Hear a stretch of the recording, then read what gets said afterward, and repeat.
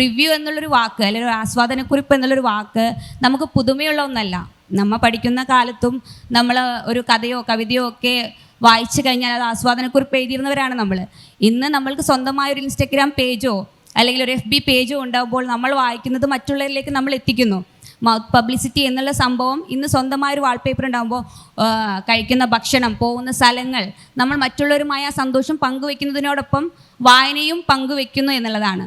അപ്പം അതിൽ ഒരു ആ വായനയെ ചുരുക്കിക്കണ്ട് നീ വായിച്ചത് ഈ ട്രെൻഡിലുള്ള ബുക്കാണോ എന്ന് വായിച്ച് ചുരുക്കി കണ്ടിട്ട് ആ വായനയെ നിരുത്സാഹപ്പെടുത്തരുത് എന്നുള്ളതാണ്. ഇപ്പോൾ ജനപ്രിയ നോവലുകൾ, ഇപ്പോൾ എൻ്റെ നോവലും ആ ഒരു ഗണത്തിലാണ് പെട്ടിരിക്കുന്നത്.